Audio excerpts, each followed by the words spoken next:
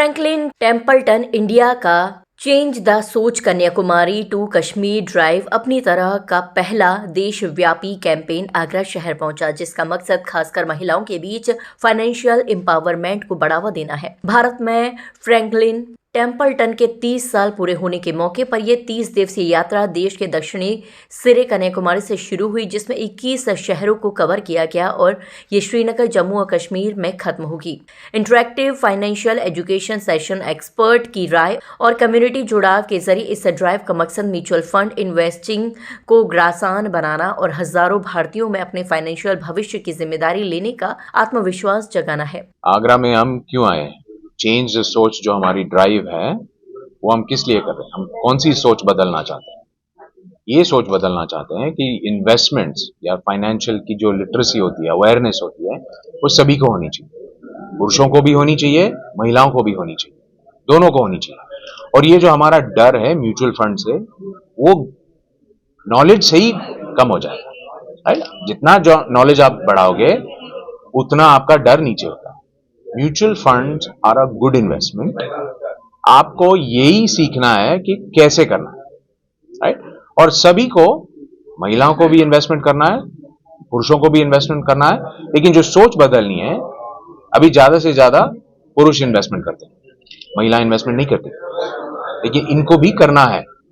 और दूसरी चीज है कि इतना सारा पैसा नहीं लगता आपको इन्वेस्टमेंट करने के लिए। छोटे से छोटे अमाउंट में भी आप म्यूचुअल फंड में इन्वेस्टमेंट कर सकते हैं। तो ये जो सोच है, ये जो इंफॉर्मेशन है, ये जो नॉलेज है, यही हम बांटना चाहते हैं। इसीलिए हमने ये जो ड्राइव की है कन्याकुमारी से लेकर कश्मीर तक जाने की, इसी कारण का। तो अभी हमने 16 सिटीज, आगरा 16वां सिटी है, हमने 2900 किलोमीटर ड्राइव किए हैं और 3300 लोगों से बात की है। जिसमें कि इंक्वायरी आ रही है और अपना मैसेज आप किस तरह से डिलीवर करने में सहायक साबित होगा। मैसेज कैसे डिलीवर कर रहे हैं? हम इन्वेस्टर अवेयरनेस प्रोग्राम करते हैं। तो हम ऐसे ही एक कॉन्फ्रेंस रूम में 200, 300, 500 लोगों को इकट्ठा करके एक्सप्लेन करते हैं कि म्यूचुअल फंड क्या है, क्यों करना चाहिए, इन्वेस्टमेंट, निवेश क्यों करना चाहिए, इन्फ्लेशन से क्यों बचना चाहिए। राइट? कम से कम कितने समय के लिए और ज्यादा से ज्यादा कितने समय के लिए इन्वेस्टमेंट करता है? इन्वेस्टमेंट छोटे टाइम के लिए नहीं करना चाहिए। आपके जो इन्वेस्टमेंट्स होते हैं, आपको सोचना है कि आप इन्वेस्टमेंट्स क्यों कर रहे हैं, किस लिए कर रहे हैं।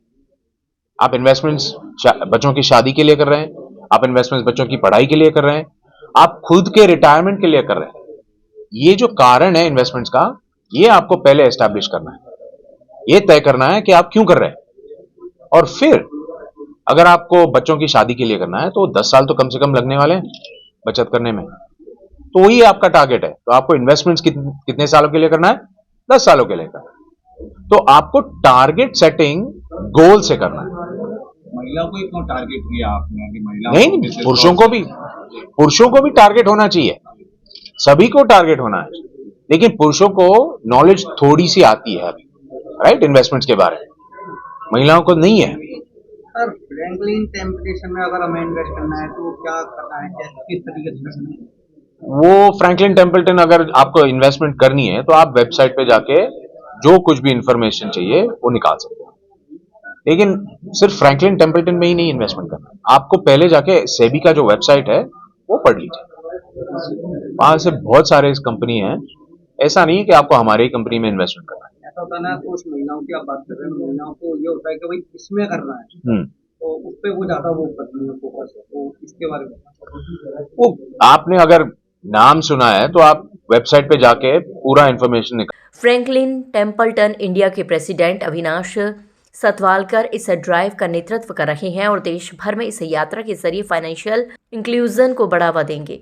वह हर दूसरे दिन एक नए शहर या गांव में रुक रहे हैं और महिलाओं के अलग अलग ग्रुप के लिए इन्वेस्टर्स एजुकेशन वर्कशॉप आयोजित करें, जिसमें जीवन के लक्ष्यों को हासिल करने के लिए बचत, निवेश और लंबे समय तक धन बनाने के महत्व पर जोर दिया जा रहा है। इस पहल में कई तरह के प्रतिभागी शामिल हो रहे हैं, जिसमें ज्यादातर महिलाएं होंगी, जिनमें किसान, मछुआरा समुदाय से लेकर अलग अलग फसल उगाने वाले, शिक्षा जगत, छात्र, माता पिता, स्कूल और यूनिवर्सिटी के शिक्षक, सेल्फ हेल्प ग्रुप, खाद और हथकरघा क्षेत्रों में काम करने वाली महिलाएं, उद्यमी, प्राइवेट और सरकारी क्षेत्र में कर्मचारी और सेना, नौसेना और पुलिसकर्मी शामिल हैं। आगरा से हिंदुस्तान वॉइस 18 के लिए दीपक कुशवाहा की रिपोर्ट।